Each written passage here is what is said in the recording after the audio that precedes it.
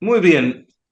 Por cierto, es muy interesante dialogar con Mariela Ramos y pedirle a ella misma que haga su presentación, en particular un punto de referencia a algo que hace a su currículum que tiene que ver con la educación especial, porque estamos en este mes de agosto con lo que es la celebración del Día de la Educación Especial y eso tiene siempre un valor agregado. Así que, Mariela, ¿qué tal? ¿Cómo estás? Y ese sería el primer punto para desarrollar en esta charla. Bien, hola Julio, gracias por la invitación. Sí, mi primer título fue justamente el que hemos ayer conmemorado, el Día de la Educación Especial. Soy profesora de educación especial, ejercí varios años en escuelas especiales y bueno, eso me amplió mucho el campo de trabajo dentro del área de educación. Luego trabajé en todos los otros niveles que el camino de la profesión lo va llevando a uno, ¿no? La educación especial que hay que defenderla, porque tiene, bueno, en estos tiempos, miradas que a veces generan una gran preocupación, ¿no? Porque cómo no abordar esto que requiere de un docente, sobre todo con mucho amor, que es un punto clave, más allá de las capacidades técnicas. Sí, yo creo que la vocación, el amor, la dedicación, la paciencia son una de las características fundamentales para poder ejercer y el saber que uno también aprende a partir de ellos. No es uno el que enseña, sino que también ellos nos enseñan de cosas cotidianas, pequeñas cosas de la vida que hacen a lo que es justamente el corazón y la inocencia muchas veces de las personas con necesidades especiales. Qué bueno eso de aprender, ¿no? Incluso en este caso del educando y que a veces pueden dejar mensajes de vida con esa forma de poder afrontar dificultades o adversidades.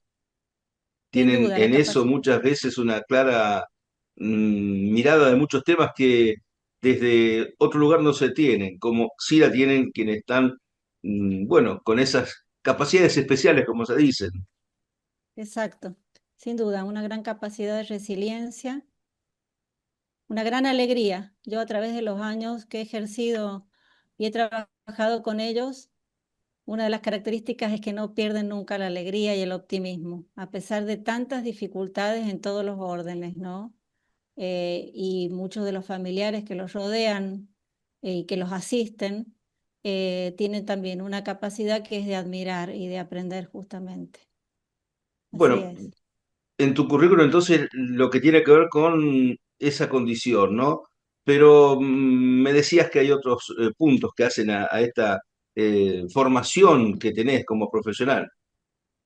Sí, bueno, la última formación que hice después de estar varios años en la docencia y terminar un doctorado, la última es justamente la grafología, en lo que he indagado en estos últimos años, ¿no? El tema de nuestra escritura, cómo nuestra escritura habla de quiénes somos, cómo la escritura es un espejo de nuestras inquietudes, motivaciones, fortalezas, debilidades. Entonces, estoy como dando a entender la necesidad de retomar la escritura a mano, que muchas veces en las escuelas se está dejando, se está olvidando, esta práctica, esta conexión entre la mano y el cerebro, que hace también, ¿no? Entonces, un poco eso, esa inquietud y esa preocupación me ha traído a indagar sobre este tema y la verdad que es interesantísimo. Uno estaría tentado a decir que la grafología es como una especie de disciplina menor, secundaria o poco Es importante, casi que como con toda esa formación tan amplia que tiene Mariela Ramos, de pronto aparece esta especialización. ¿Está es una mal esta forma de entender la grafología? ¿Tiene mucho más valor del que aparece en principio? Exactamente, tiene un gran valor, es una gran herramienta que aporta y que se combina con otras ciencias como la psicología, la matemática, porque en muchos casos hay que medir las letras, ver sus tamaños, y la geometría, hay que ver la dirección, la inclinación. La grafología es un gran aporte al área de recursos humanos, a los peritos forenses en muchos casos, al área de la psicología como test proyectivo. Nuestra escritura es una forma también de ver qué proyectamos. La grafología también entra en áreas como la grafoterapia, en el área de infanto-juvenil. Es variada la gama en la que uno se puede especializar a través de ver estos trazos o estos gestos que justamente hablan de lo que hay en nuestro cerebro. ¿En qué momento llegaste a entender la importancia de la grafología, es decir, lo que son los rasgos de cómo se escribe? ¿Cuándo entraste a ver toda esa significación que tiene el trazo? Em, Desde que me inicié en la carrera siempre me interesó ver cómo escribe cada persona. Creo que en la escritura de cada persona hay mucho más de lo que creemos. Y si bien lo indagué desde el punto de vista del trastorno de aprendizaje, como es la dislexia o las dificultades en el aprendizaje, con el tiempo me daba cuenta que los distintos tipos de trazo, la presión, la cantidad de tinta, algo me querían decir. Entonces fue en pandemia, donde tuve mucho tiempo para poder especializarme con profesores excelentes fuera del país. Y bueno, de ahí el recorrido hasta la actualidad, pude también estudiar con profesores de acá de nuestro país también, que son los que me han ido enseñando y he podido aplicar mucho de lo que ya era mi carrera y ampliarlo con esta nueva herramienta que es la grafología. ¿Podrías describirnos algunos conceptos centrales de cómo poder esquematizar algunas conductas a través de la grafología? ¿Hay Sí, formas? ¿Se han pautado? sí, sí, sí, hay formas, hay estudios. La grafología tiene objetivos, tiene un método científico, tiene leyes. Por eso es que se le entiende como una ciencia, no es una cosa mágica, ¿no? Como muchas veces se cree. Y hay escuelas, por ejemplo, la escuela suiza nos habla de los espacios a tener en cuenta, los espacios que nos dirán si es una letra muy alta o el espacio que se ocupa al escribir en la hoja, los márgenes. La escuela francesa nos hablará de géneros y distingue 8 géneros, como por ejemplo el orden, la continuidad, la forma, el tamaño, la inclinación de la letra, la dirección, la velocidad.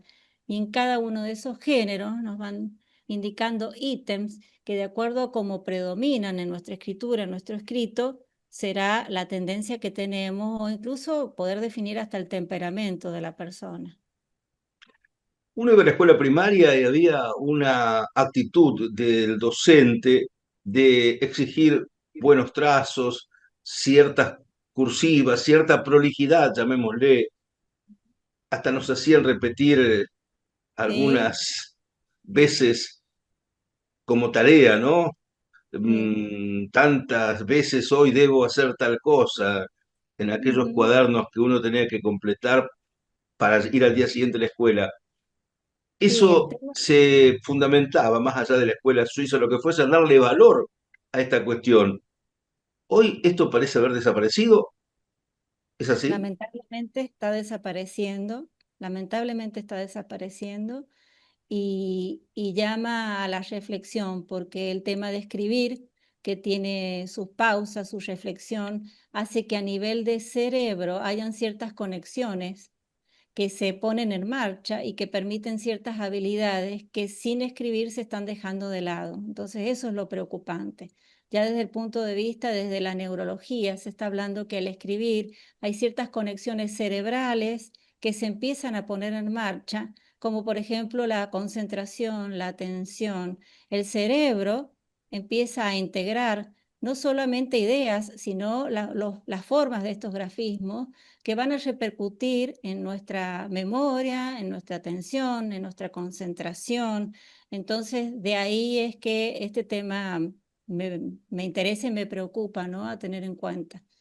Em, a través de la grafología también, no solamente a través del grafismo uno puede conocer, sino que por ciertas terapias, la grafoterapia permite bajar niveles de ansiedad y de estrés con la escritura, con ciertos ejercicios específicos y con una, un tratamiento específico para cada una de las dificultades, se logran muy buenos resultados. Entonces, es una práctica ancestral que yo diría que tendríamos que empezar a tenerla en cuenta, a retomarla, porque tiene grandes beneficios a nivel cerebral. Ejemplos, una firma donde aparecen separada una letra de otra. ¿Qué estaría marcando? Bueno, se puede hablar de letras combinadas o de letras desligadas, ligadas, desligadas, de firmas legibles, firmas ilegibles, de rúbricas, pero uno no puede decir solamente por un rasgo qué es lo que es, ¿no? Sino que tiene que ver un todo. Sí, a grandes rasgos puede decir que una letra redondeada habla de una persona más adaptable, más sociable, a diferencia de una persona que tiene una letra más em, puntiaguda, será una persona más insistente, más segura de sí misma, más combativa, ¿no? Pero a grandes rasgos hay generalidades que uno puede decir, pero para hacer un buen análisis uno tendría que ver mucho, o un escrito un poco más extenso, ¿no? Subrayar una firma, ¿es indicador de algo también? Por ejemplo, ¿se Sí, puede medir sí, dentro de este contexto? sí, sí. Afirma quién soy yo, afirma, acá estoy, este soy. La firma dice mucho de quiénes somos. La firma habla de nuestro yo social y de nuestro yo íntimo. El nombre y el apellido tiene un significado y tiene una relación con nuestro yo específicamente.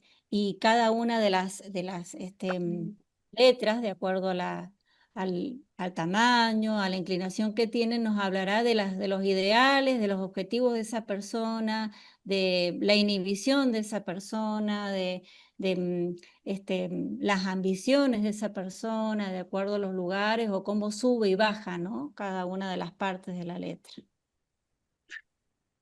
Qué importante ir descubriendo este tipo de aspectos, ¿no? A partir de lo que uno hace espontáneamente. Pero claro, ahí aparece lo que es legible o lo ilegible y uno inevitablemente cae en el médico, que casi Mm, es ilegible cuando hace sus recetas. ¿Hay en sí, eso entonces alguna mirada en sí, particular, por ejemplo, sobre los médicos que escriben rápido y, bueno, lo entienden los farmacéuticos, menos mal? sí, sí, en el apuro escriben la mayoría ilegibles, pero hay ciertos patrones o ciertos gestos que se van a repetir y ahí uno puede poder empezar a analizar, ¿no? En el todo del escrito, por más que no se entienda, sí van a haber ciertos rasgos que se repiten o ciertos patrones conductuales al escribir o ciertas letras que nos van a ir indicando cómo puede llegar a ser esa persona, sí, aunque no se entienda. Ajá. Bueno, aquí ahí aparece la rapidez, ¿no? Sí, los estados emocionales, todo esto también se va reflejando en determinadas Sí, sí. formas de escribir. Sin duda, aparecen enfermedades ya sean de tipo nerviosas, en la velocidad también se puede ver, en el tipo de trazo se puede ver, se pueden observar adicciones, se pueden observar ciertas tendencias que se pueden, cuando uno ya puede analizar un poco más, puede tener en cuenta ciertos rasgos de alarma que nos van indicando ciertas dificultades que se están presentando ya sea en esa persona o en su entorno que están dando a conocer en esa letra que algo está pasando. Em, Así que sí, también es un factor de prevención. Si uno antes era prolijo y ahora no, ¿se puede recuperar esa prolijidad o es algo que ya se le lleva el tiempo puesta a la No, prolijidad?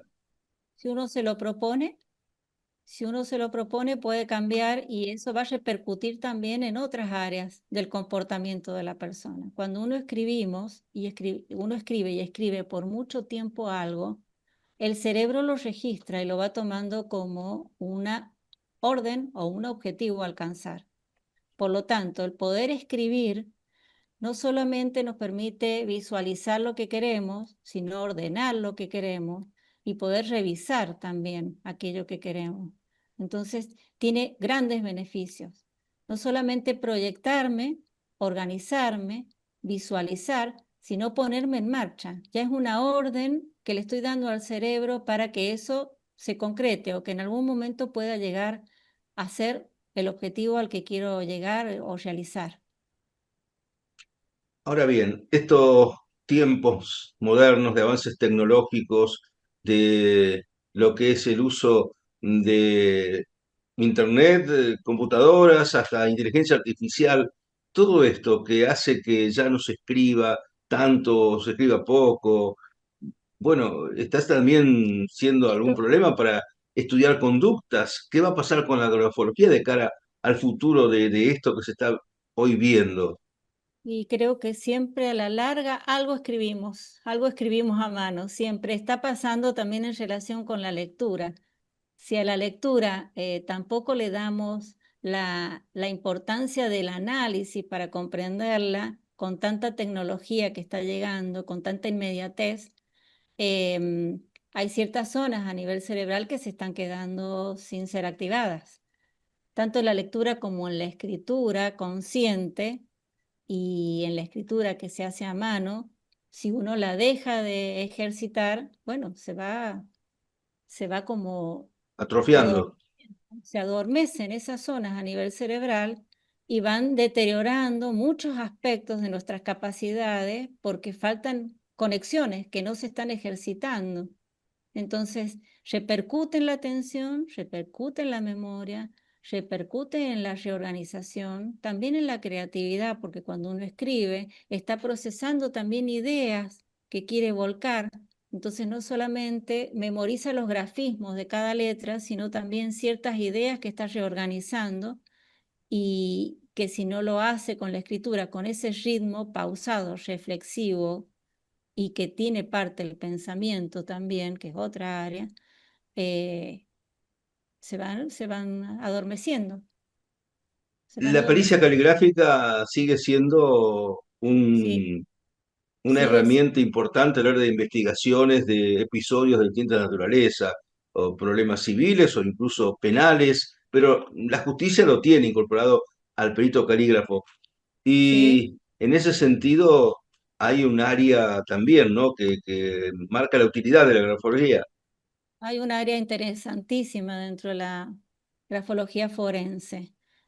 No la he hecho yo a esa especialidad, pero aporta y ayuda muchísimo en caso de robos, en caso de mentiras. A través de la letra se puede detectar y se puede ir justamente un poco más seguro sobre lo que se está indagando.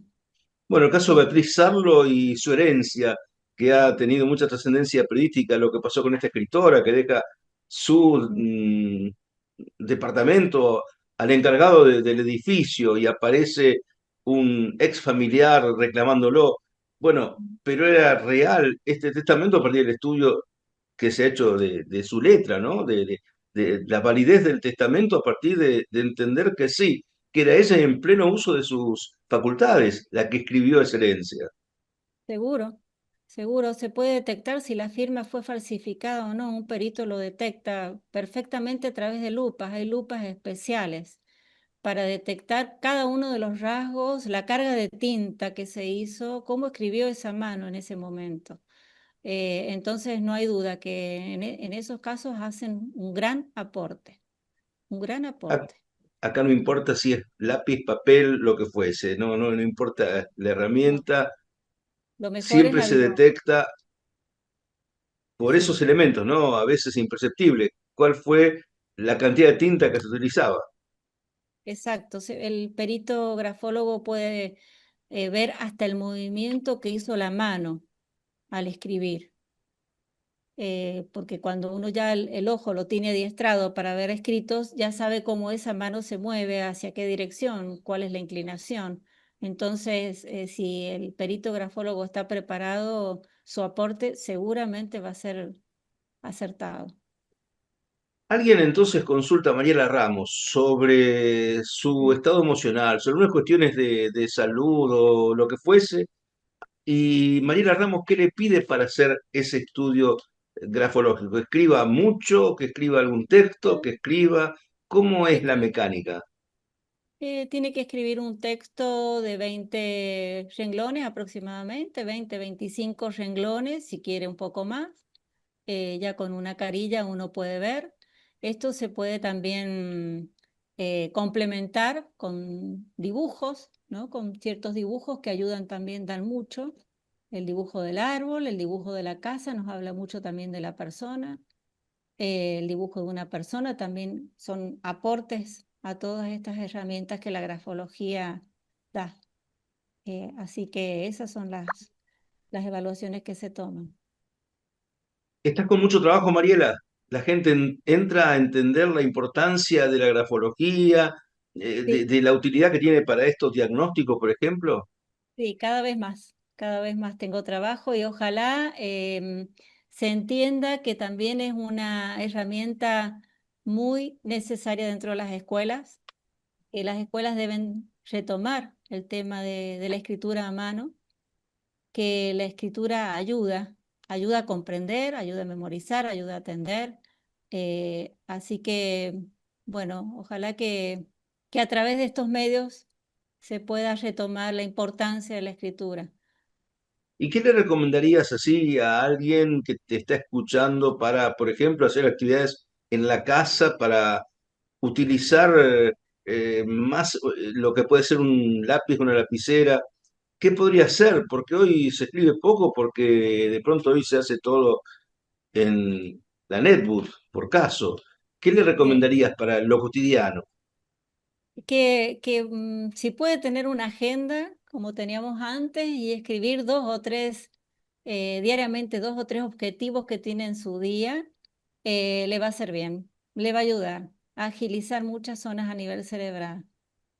Que no deje de escribir, eso es lo que le diría, que es necesario la escritura a mano por todos estos beneficios que tiene. Además que a través de la escritura, cuando ya uno hace el análisis y puede hacer el análisis, es también desplegar el mundo interior que uno tiene, ¿no? Es también una herramienta de autoconocimiento la escritura. También puedo ver cómo estoy, como escribo es como estoy también. Ajá. Entonces, es una manera también de poder autoconocerme, autoeducarme. Creo que los beneficios no solo son si uno hace el análisis grafológico, sino también para uno mismo. Qué bueno, qué bueno. Bueno, la verdad que hay mucho por desarrollar.